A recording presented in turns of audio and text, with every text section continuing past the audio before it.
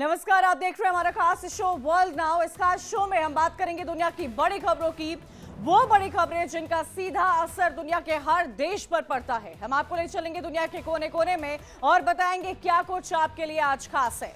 लेकिन आज world now में हम बताएंगे आपको भारत के प्रधानमंत्री नरेंद्र मोदी के बारे में। आज मोदी एक ग्लोबल लीडर के तौर पर जाने जाते हैं। भारत की दुनिया में अलग पहचान है। कैसे एक कार्यकर्ता दुनिया का सबसे पसंदीदा किए जाने वाला नेता बन गया है, ये भी आपको बताएंगे। दुनिया के पावरफुल देशों के नेताओं के साथ इतनी अच्छी बॉन्डिंग, इतनी बेहतरीन दोस्ती कैसे हुई है, आपको ये भी बताएंगे। कोई इन्हें बॉस कहता है तो कोई इन्हें सबसे अच्छा दोस्त कहता है। हर देश के साथ कैसे पीएम मोदी ने संबंध अपने मजबूत किए हैं, चाहे बिजनेस हो, ट्रेड हो, इनको कैसे बेहतर बनाया है, इन पर क्या कदम उठाए हैं, ये भी आपको बताएंगे। भारत को कम टाइम में ऊंचाई पर कैसे पहुंचाया है पीएम मोदी ने। जीडीपी की बात करें तो चौथी सबसे बड़ी अर्थव्यवस्था भारत बना है। 11 साल में दुनिया के छोटे से छोटे देश की यात्रा की है। पीएम का अंदाज हर किसी को पसंद आता है। जहां बात देश की आई वहां देश का स्टैंड लिया। जहां बात दोस्ती की आई दोस्त के साथ खड़े नजर आए, बिना डरे बिना थके। कैसे आज पीएम की बॉन्डिंग दुनिया के तमाम नेताओं के साथ है, ये सब कुछ आपको बताएंगे अगले 1 घंटे। कब कब पीएम ने भारत को विकसित भारत बनाने के लिए फैसले लिए हैं, इसके बारे में भी आपको जानकारी देंगे। नरेंद्र दामोदर दास मोदी ईश्वर की शपथ लेता हूं। ये शब्द जब गूंजे उसके बाद इतिहास बदला, और इतिहास ऐसा जिसने भारत को कई नई ऊंचाइयों पर खड़ा कर दिया है। वर्ल्ड नाउ में आज हम बात करेंगे भारत के प्रधानमंत्री नरेंद्र मोदी की, जो आज सिर्फ एक नाम नहीं है बल्कि विकसित भारत की पहचान है। नरेंद्र मोदी आज देश ही नहीं बल्कि दुनिया के सबसे फेमस नेताओं में से एक माने जाते हैं। 3 बार भारत की जनता ने मोदी को भरपूर जनादेश देकर प्रधानमंत्री बनाया है। आरएसएस प्रचारक से लेकर प्रधानमंत्री तक का सफर और फिर दुनिया के पसंदीदा नेताओं में शामिल पीएम का ये सफर उन्हें हर मायनों में बेहद अलग बनाता है। 17 सितंबर 1950 गुजरात के एक छोटे से कस्बे में नरेंद्र मोदी का जन्म हुआ था। जीवन के हर पड़ाव में स्ट्रगल देखा है। 25 साल की उम्र तक नरेंद्र मोदी ने जो रास्ता तय किया वो दिखाता है कि बड़ी मंजिल पाने के लिए सपने बड़े होने चाहिए, संघर्ष भी जरूरी होता है। आरएसएस प्रचारक के रूप में जो काम उन्होंने किया है उससे बीजेपी के पसंदीदा वो बने हैं और 2001 में गुजरात के सीएम के लिए उन्हें चुना गया। तब से लेकर आज तक मोदी गुजरात की जनता के दिलों पर राज करते हैं। वहां की जनता नरेंद्र मोदी को पीएम बनने के बाद भी उतना ही पसंद करती है जितना सीएम के वक्त करती थी। जब जब वो गुजरात जाते हैं लोग उसी प्यार का एहसास दिखाते हैं। 2014 का चुनाव भारतीय राजनीति का सबसे बड़ा मोड़ बना था। जनता ने नरेंद्र मोदी को प्रधानमंत्री चुना था और तब से लेकर अब तक आज की तारीख तक नरेंद्र मोदी सत्ता पर काबिज हैं। 11 साल सत्ता में रहने के बावजूद पीएम मोदी का इंपैक्ट लोगों पर बिल्कुल भी कम नहीं हुआ है, बल्कि भारत के साथ साथ दुनिया में और भी ज्यादा बढ़ा है। पीएम मोदी ने अपने कार्यकाल में भारत की छवि को काफी बदला है। पीएम मोदी ने भारत को सशक्त, आत्मनिर्भर और विकसित राष्ट्र बनाने के लिए बेहद जरूरी काम किया है। रिश्तों में पीएम की दोस्ती वाली गर्माहट, कई इंपॉर्टेंट डिसीजंस लेने में पीएम मोदी की काबिलियत ने उन्हें वर्ल्ड प्लेटफॉर्म पर एक अलग पहचान दी है। उसी का नतीजा है कि आज दुनिया के विकसित देशों के नेता पीएम मोदी को अच्छा दोस्त और बेहतर इंसान बताते हैं और उनकी लीडरशिप की सराहना करते हैं। मोदी की फॉरेन पॉलिसी की बदौलत भारत ग्लोबल पॉलिटिक्स में बहुत अहम भूमिका निभा रहा है। दरअसल जब से नरेंद्र मोदी प्रधानमंत्री बने हैं, भारत की कूटनीति का ब्रांड एक नए अंदाज में नजर आ रहा है। उनको अब तक 20 देशों के सर्वोच्च नागरिक सम्मान हासिल किए हैं और अब तक के मोस्ट अवार्डेड पीएम बन चुके हैं। उनके नाम 27 वैश्विक अवार्ड्स भी हैं। भारत की ताकत का अंदाजा इस बात से लगाया जा सकता है कि मोदी दुनिया के लोकप्रिय नेताओं में से एक हैं। 72% लोगों ने ग्लोबली फेवरेट लीडर चुना है। दुनिया के सबसे ताकतवर देशों के राष्ट्रपति भी ये जानते हैं कि जिस शख्स के बारे में वो बात कर रहे हैं वो दुनिया के सबसे पसंदीदा नेताओं में से एक है। ये वो शख्स है जिनके लिए अगर विदेश की नीति जरूरी है तो राष्ट्र नीति उससे भी ज्यादा जरूरी है। जहां बड़े बड़े नेता टैरिफ की धमकी की आग में झुकते नजर आ रहे हैं, वहां पर हमारे देश के प्रधानमंत्री नरेंद्र मोदी की अगुवाई में भारत ने वर्ल्ड ऑर्डर अपने हिसाब से बदला है। पीएम मोदी ने दुनिया को यह बताया है कि सम्मान के साथ साथ विरोध हो सकता है। शायद इसीलिए ही टैरिफ पर भारत ने न झुकने से लेकर कई अहम पॉलिसी अपनाई है। भारत अमेरिका के रिश्तों में खटास के बावजूद भी पीएम को हमेशा दोस्त ही बताया है। सबसे ज्यादा परमाणु हथियारों की शक्तियां वाले देश को भी यह पता है कि जिस शख्स ने उसकी दोस्ती का दामन थामा है वो कभी किसी हाल में दोस्ती से पीछे नहीं हटेंगे। आज हम आपको बताएंगे कैसे पीएम मोदी ने दुनिया के तमाम देशों से अपने रिश्ते बेहतर किए हैं। पीएम मोदी कहां कहां अब तक गए हैं। इसी के साथ ही आपको बताएंगे वो कौन से देश हैं जो भारत के साथ आए हैं। भारत के साथ दुनिया के तमाम देशों के रिश्ते और कैसे मजबूत हुए हैं, और साथ ही आपको ये बताएंगे कौन से वर्ल्ड लीडर पीएम मोदी से मुलाकात कर चुके हैं और आज इंडिया वर्ल्ड मैप में कहां स्टैंड करता है, क्या है इंडिया की फॉरेन पॉलिसीज, ये सब आपको बताएंगे। ये वो तमाम देश है जो आप देख रहे हैं, ये वर्ल्ड मैप दरअसल आप देख रहे हैं। इस वर्ल्ड मैप में कई ऐसे देश हैं जिन पर पीएम मोदी जा चुके हैं, जिनसे मुलाकात कर चुके हैं, एक दो बार नहीं कई बार। अब तक 2014 से लेकर अगर 2025 देखा जाए तो 78 देशों की यात्रा कर चुके हैं प्रधानमंत्री नरेंद्र मोदी, जिसमें Russia, China, Kazakhstan, Iran, Saudi सब आता है, अमेरिका, ब्राजील ये सब है, कनाडा जा चुके हैं, फ्रांस, जर्मनी, यूके, जापान, इन सब जगहों पर पीएम मोदी 78 देशों में यात्रा कर चुके हैं। 78 देश कम नहीं होते हैं, ये दिखाने के लिए, ये बताने के लिए कि भारत की ताकत इस वर्ल्ड मैप पर कितनी ज्यादा है, भारत का प्रभाव कितना ज्यादा है, ये अपने आप में दिखाता है कि पीएम मोदी ने इंडिया को वर्ल्ड मैप में एक नई ऊंचाई और एक नई पहचान दी है। और उसी नई ऊंचाई की आज बात करेंगे, हमारे रिश्ते फॉरेन के साथ कैसे हैं, ये आपको दिखाएंगे। पीएम मोदी 2014 से लेकर 2025 तक यानी कि आज की तारीख तक 78 देशों की यात्रा कर चुके हैं। कई देशों में से एक से ज्यादा बार भी वो गए हैं। आपको बताते हैं पीएम मोदी कब कहां गए हैं और उससे क्या नतीजा निकला है। आपको लेकर चलेंगे 2014 में। पीएम बनने के बाद उनकी सबसे पहले जो यात्रा थी वो भूटान की थी। तारीख थी 15 और 16 जून। पीएम मोदी का यह पहला विदेशी दौरा था पीएम बनने के बाद। भारत और भूटान के रिश्तों को मजबूती मिली थी। भूटान के पीएम ने उनका भव्य स्वागत किया था। भूटान की संसद के संयुक्त सत्र को संबोधित किया था। भूटान की सुप्रीम कोर्ट की इमारत का तब पीएम ने उद्घाटन किया था और ये वो तस्वीर आप देख रहे हैं, 2014 की तस्वीर है। इसके बाद पीएम मोदी का दूसरा दौरा था ब्राजील का। तारीख थी 13 से 16 जुलाई। इस दौरान 6th ब्रिक्स समिट चल रहा था जिसमें पीएम मोदी ने हिस्सा लिया था और पहली बार ब्रिक्स शिखर सम्मेलन में पहुंचे थे। ब्राजील और इंडिया के बीच द्विपक्षीय संबंधों को मजबूती मिली थी। 60 सालों से भारतीय पीएम का यह पहला दौरा था। वर्ल्ड प्लेटफॉर्म पर भारत की भागीदारी अपने आप में बहुत ज्यादा बड़ी थी। अब बात नेपाल की करते हैं। तारीख थी 3 से 4 अगस्त। 17 साल बाद नेपाल जाने वाले पीएम बने थे। आप ये समझिए जितने भी देश हम आपको बता रहे हैं वो कितने सालों बाद प्रधानमंत्री पद पर बैठा कोई व्यक्ति उन देशों में गया है। नेपाल भी कोई 17 साल बाद पीएम गया था और वो थे प्रधानमंत्री नरेंद्र मोदी। स्ट्रैटेजिक और इकोनॉमिक सहयोग पर बात हुई थी। नेपाली संसद को एड्रेस किया था, विदेशी नीति पर बड़ा कदम उठाया था। उसके बाद जापान का दौरा था। तारीख थी 30 अगस्त से लेकर 3 सितंबर तक। इंडिया जापान वार्षिक शिखर सम्मेलन में हिस्सा लिया था। 21 समझौतों पर एमओयू साइन किए थे। बुलेट ट्रेन परियोजना पर सहयोग दिया था।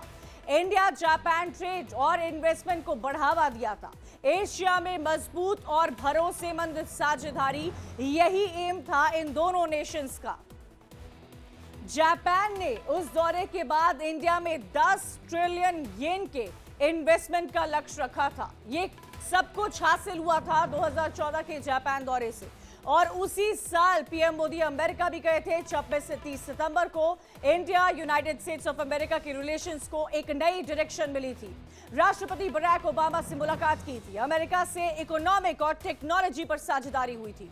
दोस्त के रूप में एक न्यू पार्टनरशिप की नींव रखी गई थी। जितनी भी अमेरिका की कंपनीज है उनको कहा था कि वो इंडिया में इन्वेस्ट करें, वो इंडिया विजिट करें। ये ऑफर दिया था पीएम मोदी ने। न्यूयॉर्क के मैडिसन स्क्वायर गार्डन में भारतीयों को संबोधित किया था और क्या क्राउड वहां पर पहुंचा था। उसी साल वो म्यांमार भी गए थे 11 से 13 नवंबर को। तब राष्ट्रपति यू हटन क्वाव से मुलाकात की थी, जो कि 12th एशियान समिट था। इस एशियान समिट को भारत में निवेश के लिए न्योता दिया था। नॉर्वे ईस्ट एशिया समिट में शामिल हुए थे और इंडिया की नेबर फर्स्ट और एक्ट ईस्ट नीति पर चर्चा हुई थी, काम हुआ था। 2014 को ऑस्ट्रेलिया में गए थे। तारीख थी 14 से 18 नवंबर। G20 समिट था। तब प्रधानमंत्री टोनी एबॉट से द्विपक्षीय मुलाकात की थी। भारतीय समुदाय के कार्यक्रम में हिस्सा लिया था। साइबर सिक्योरिटी के महत्व पर जोर दिया था। ये 2014 की बात है। आज भी साइबर सिक्योरिटी पर हम चर्चा करते हैं। आप विजन समझिए हमारे देश के प्रधानमंत्री का कि 2014 में ही उन्होंने साइबर सिक्योरिटी पर इंपॉर्टेंस दी थी। 2014 में फिजी भी गए थे पीएम मोदी। तारीख थी 19 नवंबर। फिजी की संसद को संबोधित किया था। $70 मिलियन की आर्थिक मदद की घोषणा की थी। पीएम मोदी की पहली FIPIC समिट हुई थी, जहां पर यह समझने की जरूरत है कि इंदिरा गांधी के बाद फिजी जाने वाले ये दूसरे पीएम बने थे। उसके बाद फिर से नेपाल दौरा था, जो कि 25 से 27 नवंबर को था। यह था 18 सार्क समिट का, जिसमें इकोनॉमी, ट्रेड, डेवलपमेंट और टेररिज्म पर बातचीत हुई थी। 2014 से पहला साल था जब पीएम मोदी इन तमाम देशों में गए थे, वैश्विक नीतियों पर चर्चा की थी। भारत को एक नई पहचान मिली थी। इसके बाद भारत वहां से रुका नहीं था।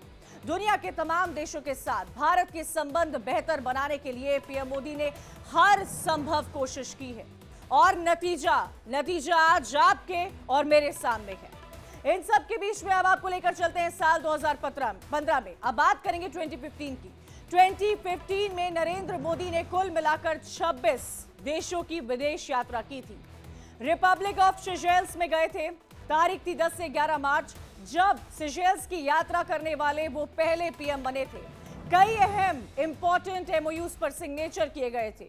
लोगों के लिए वीजा ऑन अराइवल की घोषणा की थी। उसी साल पीएम मोदी मॉरिशस भी गए थे। तारीख थी 11 से 13 मार्च, जब राष्ट्रीय दिवस समारोह में चीफ गेस्ट के तौर पर पहुंचे थे, जिसमें समुद्री सुरक्षा और सहयोग पर समझौता हुआ था।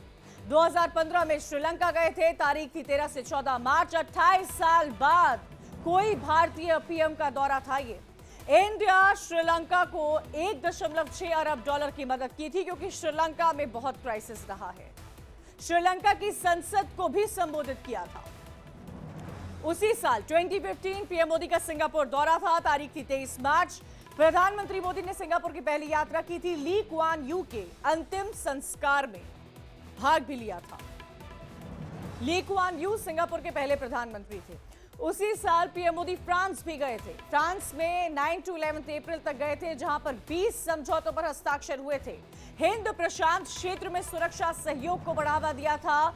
व्यापार और इन्वेस्टमेंट, ये वो कॉमन फैक्टर हर कंट्री की विजिट पर रहे हैं कि कैसे व्यापार को बढ़ाया जाए, कैसे बाहर की कंपनीज को भारत लाया जाए। इन्वेस्टमेंट पर बहुत जोर दिया था। जर्मनी, कनाडा, चीन, साउथ कोरिया का दौरा किया था 2015 में। इन देशों के अलावा रशिया में 7th ब्रिक्स समिट में शामिल हुए थे। दूसरी बार रशिया में भारत रशिया समिट में हिस्सा लिया था, जिसमें सिंगापुर, पाकिस्तान, उस दौरान यूनाइटेड स्टेट्स ऑफ अमेरिका और अफगानिस्तान भी गए थे। 2015 का साल भी भारत के लिए बेहद अहम था। भारत ने कई देशों के साथ समझौते किए थे। विकास की एक नई इबादत लिखी गई थी। कई समझौते किए गए थे। कहीं पर व्यापार की बात की गई थी, कहीं पर एनर्जी की बात की गई थी, तो कहीं पर ट्रेड की बात की गई थी, कहीं पर और सशक्त कैसे किया जाए, इन तमाम मोर्चों पर बात हो रही थी। डिफेंस को लेकर हर तरफ बात हो रही थी। 2016 और 17 का दौर भारत के लिए इसीलिए अहम था क्योंकि भारत की इकोनॉमी यानी कि अर्थव्यवस्था को एक नई ऊंचाई मिली थी। जो देश भारत को कमजोर समझते थे उनको पीएम मोदी की लीडरशिप से जवाब मिला है। भारत की इकोनॉमी बढ़ने लगी थी, दुनिया देखने लगी थी। अब अमेरिका में न्यूक्लियर सिक्योरिटी समिट में इंडिया शामिल हुआ था, जिस समिट में बेल्जियम, सऊदी अरब, ईरान, कतर, वियतनाम का भी दौरा हुआ था। उज्बेकिस्तान में एससीओ समिट का हिस्सा लिया था। चाइना की बात की जाए तो चीन में G20 समिट में शामिल हुए थे। लाओस में 11th ईस्ट एशिया समिट में पीएम मोदी पहुंचे थे और 14th एशियान इंडिया समिट में भी पीएम पहुंचे थे। 2017 में पीएम मोदी ने कई देशों की यात्रा की थी। रूस में 18th भारत रशिया समिट में हिस्सा लिया था। जर्मनी में G20 समिट में शामिल हुए थे। चीन में 9th ब्रिक्स समिट में शामिल हुए थे। फिलीपींस में 12th ईस्ट एशिया समिट में शामिल हुए थे। 15th एशियान इंडिया समिट में भाग लिया था। कजाकिस्तान में एससीओ समिट में पीएम मोदी शामिल हुए थे। अब आपको लेकर चलते हैं साल 2018। इस साल स्विट्जरलैंड में वर्ल्ड इकोनॉमिक फोरम में पीएम मोदी शामिल हुए थे, जिसमें Sweden first India Nordic summit का हिस्सा बना था। चीन में एससीओ समिट में शामिल हुए थे। साउथ अफ्रीका में 10th ब्रिक्स सम्मेलन हुआ था, जिसमें पीएम मोदी पहुंचे थे। सिंगापुर में 13th ईस्ट एशिया समिट हुआ था, जिसमें उन्होंने भाग लिया था। अर्जेंटीना में G20 समिट हुआ था, जिसमें पीएम मोदी शामिल हुए थे। साल 2019 तारीख 21 फरवरी प्रधानमंत्री मोदी साउथ कोरिया की राजधानी सियोल पहुंचे थे। जब वहां उनका विमान उतरा तो एयरपोर्ट पर शानदार स्वागत हुआ। भारतीय समुदाय के लोगों ने मोदी मोदी के नारे लगाए, पीएम का अभिनंदन किया। अपनी ये 2 दिवसीय यात्रा के दौरान प्रधानमंत्री में भारत और दक्षिण कोरिया के उद्योगपतियों को संबोधित किया था। 2019 में अब लेकर चलेंगे आपको, जिसमें बताएंगे कि सियोल में पीएम मोदी का कैसा रहा था दौरा, क्या कुछ वहां हासिल किया था। अब आप देखिए, पीएम मोदी साउथ कोरिया के सियोल पहुंचे थे। ये 2019 की स्थिति है। 2019 में 2014 से लेकर 2019 में कितना कुछ बदल गया वो आपके सामने है। 2019 में इंडिया और साउथ कोरिया के उद्योगपतियों को वहां पर संबोधित किया था, जो भी नेटिव्स इंडिया के रहते हैं, और उन्होंने कहा था कि साउथ कोरिया हमारा एक अहम साथी भी है। साउथ कोरिया टेक्नोलॉजी वाइज बहुत आगे है। कई ऐसे साउथ कोरियन की कंपनी के प्रोडक्ट्स आप यूज करते हैं जो आपको पता ही नहीं है कि वो साउथ कोरिया को बिलोंग करती है। कई टेलीविजन, कई इलेक्ट्रॉनिक्स में साउथ कोरिया बहुत आगे है। भारत साउथ कोरिया व्यापार जो है, अगर 2018 की बात की जाए तो इंडिया और साउथ कोरिया का व्यापार भी काफी ज्यादा हुआ था। 21.5 बिलियन डॉलर पहुंचा था। 2019 में जब उद्योगपतियों को संबोधित कर रहे थे पीएम मोदी, उनके हौसले को अफजाई कर रहे थे, तो उन्होंने ये आंकड़ा दिया था कि इंडिया और साउथ कोरिया का आंकड़ा व्यापार का कितना ज्यादा है। ये दिखाता है कि बाहर के नेशन इस ग्लोबल वर्ल्ड में, इस ग्लोबलाइज्ड वर्ल्ड में, इस मल्टीपोलर वर्ल्ड में तब से कितनी ज्यादा इन्वेस्टमेंट करते हैं। साथ ही साथ भारत का लक्ष्य 5 ट्रिलियन डॉलर की इकोनॉमी का है। इस बात का जोर हर बार, हर तरफ, हर मंच से पीएम मोदी की तरफ से, भारतीय जनता पार्टी की सरकार की तरफ से हर जगह दिया गया है। तारीख 8 जून 2019। अब आपको लेकर चलेंगे मालदीव्स, जहां मालदीव्स की राजधानी माले में पीएम मोदी पहुंचे थे। मालदीव्स की राजकीय यात्रा पर पहुंचे थे। यह दौरा अपने आप में बेहद अहम रहा है क्योंकि दोनों देशों ने साझा बयान जारी किया था। एक जॉइंट स्टेटमेंट आया था। इस जॉइंट स्टेटमेंट में भारत और मालदीव्स के समुद्री सुरक्षा, आतंकवाद के खिलाफ लड़ाई और विकास सहयोग को मजबूत करने पर जोर दिया था। प्रधानमंत्री मोदी ने यह साफ कहा था कि भारत और मालदीव्स सिर्फ पड़ोसी ही नहीं हैं, बल्कि गहरे साझेदार भी हैं। 1 जून 2019 को जो मालदीव दौरा हुआ था, उसमें 30 मई 2019 को दूसरे कार्यकाल के लिए शपथ लेने के बाद यह प्रधानमंत्री मोदी की पहली विदेश यात्रा थी और इसीलिए ये बहुत अहम थी। मालदीव्स के तब के राष्ट्रपति इब्राहिम मोहम्मद ने मुलाकात की थी। पीएम मोदी को गार्ड ऑफ ऑनर दिया था। मालदीव्स का सर्वोच्च सम्मान निशान इज़्ज़ुद्दीन मिला था। समुद्री सुरक्षा और आतंकवाद के खिलाफ लड़ाई में सहयोग की बात हुई थी। हिंद महासागर क्षेत्र में स्थिरता बनाए रखने पर जोर दिया गया था। दोनों देशों के बीच विकास सहयोग को और मजबूत करने की सहमति बनी थी। मालदीव्स ने इंडिया फर्स्ट की पॉलिसी को दोहराया था। 9 जून 2019 ईस्टर का मौका था और इस मौके पर पीएम मोदी पर श्रीलंका में हुए सिलसिलेवार बम धमाकों के बाद भारत के प्रधानमंत्री नरेंद्र मोदी इस देश का दौरा करने वाले पहले विदेशी नेता बने थे। नेबर्स के साथ इंडिया की पॉलिसी क्या है, इसको समझिए, इस पर फोकस कीजिए, इस पर जोर दीजिए। कोलंबो पहुंचने पर श्रीलंका के प्रधानमंत्री रानिल विक्रमसिंघे ने अंतर्राष्ट्रीय हवाई अड्डे पर पीएम मोदी का भव्य स्वागत किया था। 9 जून 2019 में जब मोदी श्रीलंका पहुंचे थे, ईस्टर बम धमाके हुए थे। इसके बाद पहुंचने वाले पीएम मोदी पहले विदेशी नेता थे जहां उनका स्वागत किया गया था। पीएम नरेंद्र मोदी शंघाई सहयोग संगठन यानी कि एससीओ शिखर सम्मेलन में भाग लेने के लिए किर्गिस्तान की राजधानी बिश्केक पहुंचे थे। एससीओ शिखर समिट के दौरान पीएम मोदी ने रशिया के राष्ट्रपति व्लादिमीर पुतिन, चीन के राष्ट्रपति शी जिनपिंग और अफगानिस्तान के राष्ट्रपति अशरफ गनी से बायलैटरल टॉक्स की थी, मुलाकात की थी। चाइना के प्रेसिडेंट शी जिनपिंग के साथ उन्होंने बायलैटरल संबंधों को और मजबूत करने के उपायों पर चर्चा की थी।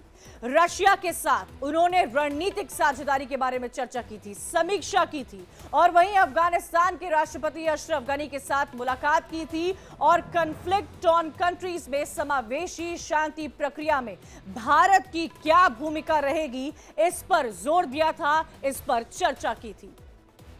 अब आपको बताते हैं बिश्केक में जो एससीओ समिट हुआ था उसकी मुख्य बातें क्या है। इस समिट के थ्रू ही पीएम मोदी ने बहुत बड़ा संदेश पाकिस्तान को दिया था। इसी समिट में और एससीओ समिट जब भी रहा है पीएम मोदी की चर्चा हुई है, चाहे वो हाल ही के एससीओ समिट की बात क्यों न की जाए। रशिया से रणनीतिक साझेदारी पर चर्चा की गई थी कि रशिया के साथ क्या बायलैटरल टॉक्स हो सकती है, कैसे चीजों को आगे बढ़ाया जाए। तब से लेकर अब तक रशिया के साथ हमारे रिश्ते कितने घनिष्ठ हैं, यह आप देख पा रहे होंगे। अमेरिका कितनी कोशिश क्यों नहीं कर रहा है कि हम रशिया के साथ ट्रेड न करें, लेकिन उसके बावजूद भी भारत का व्यापार रशिया के साथ लगातार चलता जा रहा है।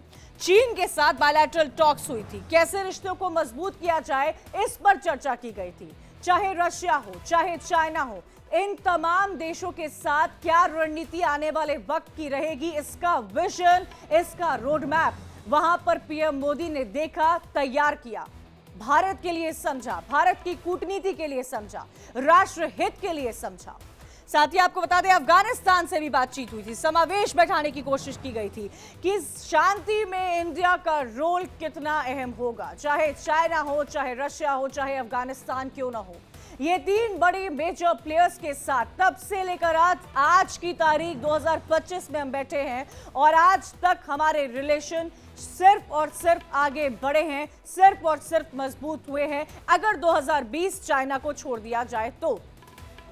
प्रधानमंत्री नरेंद्र मोदी 27 से 29 जून 2019 को G20 सम्मेलन में भाग लेने के लिए जापान के ओसाका पहुंचे थे। एयरपोर्ट पर उनका भव्य स्वागत किया गया था। एयरपोर्ट पर जो तस्वीरें सामने आई थी वो आपने देखी होंगी कि किस तरह से उनका स्वागत किया गया था। मोदी मोदी के नारे लगे थे, अभिनंदन किया था। यह पीएम मोदी की सरकार की दूसरी पारी में पहला बड़ा कूटनीतिक दौरा था। एशिया में कूटनीति की एक नई बिसात बिछाई गई थी। लोकेशन थी जापान और जापान में ये क्या रिलेशंस थे तब ओसाका जापान में। 27 से 29 जून 2019 की बात कर रहे हैं हम, जब वो पीएम सेकेंड टेन्योर के बन चुके थे। उसके बाद उनका जापान जाना अपने आप में बहुत इंपॉर्टेंट था। G20 समिट था, G20 समिट का होस्ट जापान था और G20 में हिस्सा लेने के लिए पीएम मोदी वहां पर पहुंचे थे। पीएम मोदी ने जापान, अमेरिका और इंडिया की जो बैठक हुई थी उसमें हिस्सा लिया था। कई अहम मसलों पर चर्चा किया था और साउथ एशिया पर लगातार पीएम मोदी फोकस करते आए हैं। इन सब के बीच में बायलैटरल टॉक्स में सबसे ज्यादा अगर किसी बात पर जोर दिया गया है तो वो व्यापार है और इन्वेस्टमेंट है। कहीं पर भी पीएम मोदी क्यों न गए हो, वो अपने देश की अर्थव्यवस्था को और कैसे मजबूत किया जाए, इस पर हर बार चर्चा करते हैं। भारत के $5 ट्रिलियन इकोनॉमी लक्ष्य को प्रमोट किया था और हर मंच से प्रमोट वहां पर किया गया था। तो आप देखिए जलवायु परिवर्तन और सतत विकास पर अपना मजबूत रुख अख्तियार किया था पीएम मोदी ने। जिस तरह से कई जगह पर क्लाइमेट को लेकर भी उन्होंने चर्चा की है। डिजिटल इकोनॉमी, स्टार्टअप्स को वर्ल्ड फोरम पर प्रमोट किया था कि इंडिया की डिजिटल इकोनॉमी नहीं है, इंडिया के पास डिजिटल रिवॉल्यूशन है। उनको वर्ल्ड फोरम पर पीएम मोदी ने प्रमोट किया था और लोकेशन थी जापान का ओसाका, जहां के G20 समिट में पीएम मोदी ने हिस्सा लिया था। तो आप सोचिए, एशिया में कूटनीति की कैसे ये बिसात बिछाई गई थी।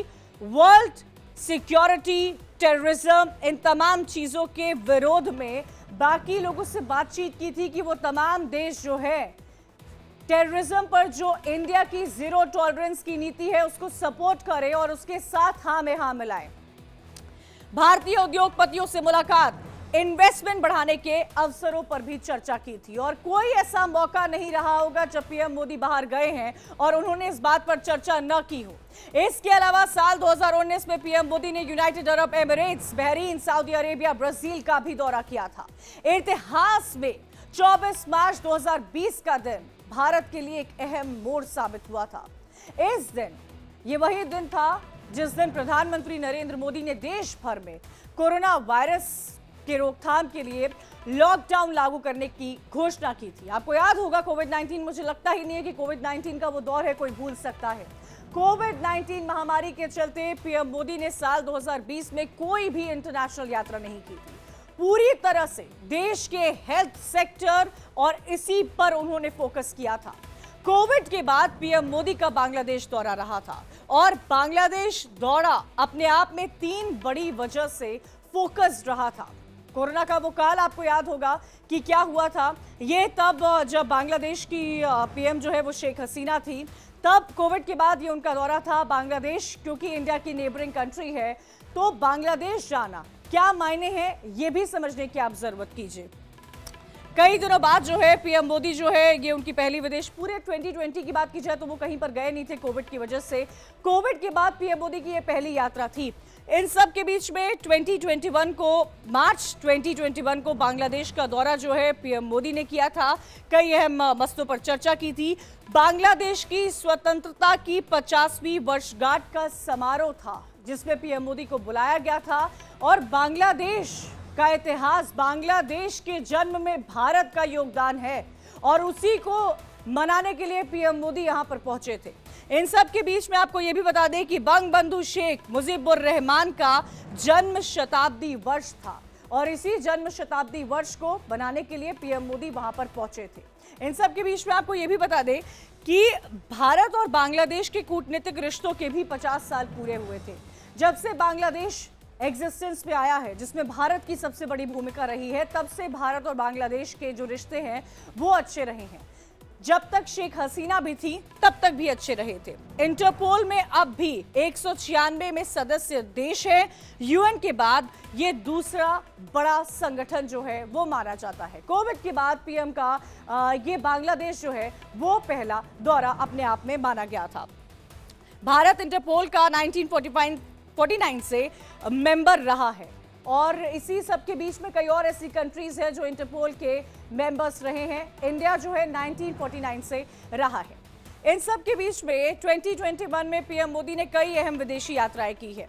अमेरिका के New York, Italy, Vatican city, United kingdom पहुंचे हैं। इन दौरों में उन्होंने इंटरनेशनल समिट्स में हिस्सा लिया है, बायलैटरल टॉक्स की है, वर्ल्ड फोरम पर भारत की भूमिका को मजबूती दी है। और साल 2022 में, अगर साल 2022 की बात की जाए तो कोरोना के लॉकडाउन की चुनौती के बाद विदेश नीति पर फोकस किया, उसको और आगे बढ़ाया। प्रधानमंत्री मोदी ने कई देशों की यात्राएं की ताकि भारत की कूटनीतिक, आर्थिक और सामरिक रिश्तों को मजबूती मिले। पीएम मोदी तब Germany, Denmark, France, Japan, Nepal, संयुक्त अरब एमिरेट्स और उज्बेकिस्तान, इंडोनेशिया की यात्रा पर पहुंचे थे। इसमें जापान की भी बहुत इंपॉर्टेंट रोल था। आपको अब ये बताते हैं कि जापान की जो यात्रा रही थी, 4th क्वाड समिट था 2022 में जो कि टोक्यो में हुआ था।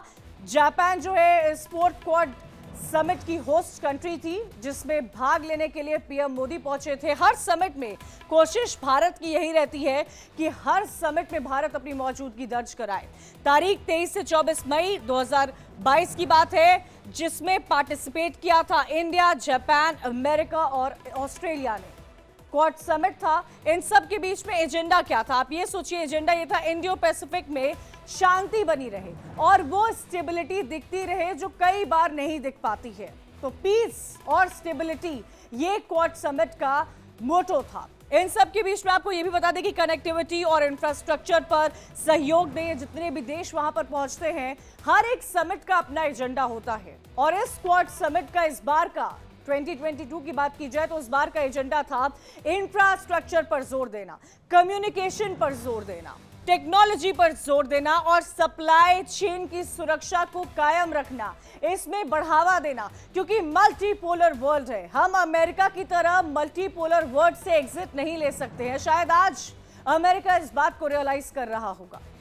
वैक्सीन और हेल्थ केयर में साझेदारी देना। जब कोविड हुआ था तो इंडिया ने बहुत सारी वैक्सीन्स एक्सपोर्ट की थी, बहुत सारे देशों के लोगों को बचाया था, जिसमें हर तरफ भारत की तारीफ हुई थी।